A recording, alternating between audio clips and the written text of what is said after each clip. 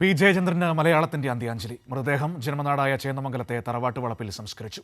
ഔദ്യോഗിക ബഹുമതികളോടെയായിരുന്നു സംസ്കാര ചടങ്ങുകൾ നടന്നത്. പി ജയചന്ദ്രന്റെ തറവാടായ പറവൂർ ചേന്നമംഗലത്തെ പാലിയം കോവിലകത്ത് ഔദ്യോഗിക ബഹുമതികളോടെയായിരുന്നു സംസ്കാരം.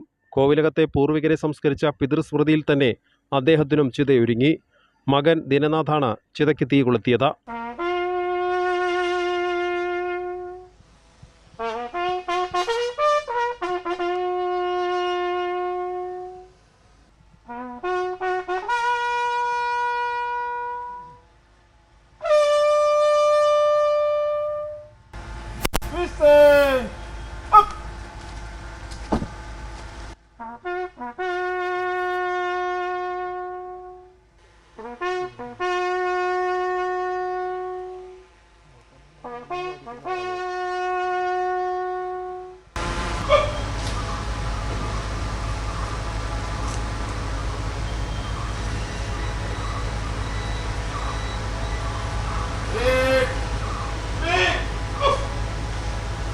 രാവിലെ തൃശൂർ പൂങ്കുന്നത്തെ വസതിയിൽ നിന്നും പോലീസിന്റെ ഗാർഡ് ഓഫ് ഓണറിന് ശേഷം ഇരിങ്ങാലക്കുടയിലെത്തിച്ച മൃതദേഹം ജയചന്ദ്രൻ പഠിച്ച നാഷണൽ ഹൈസ്കൂളിൽ പൊതുദർശനത്തിന് വെച്ചു.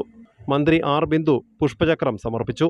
തുടർന്ന് ചേന്നമംഗലത്തെ പാലിയം കോവിലകത്തേക്ക് മന്ത്രിമാരായ സജി ചെറിയാൻ, എം പി രാജേഷ്, പ്രതിപക്ഷ നേതാവ് V D Satheesan, professor K V Thomas, ചലച്ചിത്ര അക്കാദമി ചെയർമാൻ പ്രേംകുമാർ തുടങ്ങി രാഷ്ട്രീയ സാമൂഹ്യ സാംസ്കാരിക രംഗത്തെ നിരവധി പ്രമുഖരും ബന്ധുക്കളും സുഹൃത്തുക്കളും അദ്ദേഹത്തിന് അന്ത്യാഞ്ജലി അർപ്പിക്കാനായി എത്തിയിരുന്നു.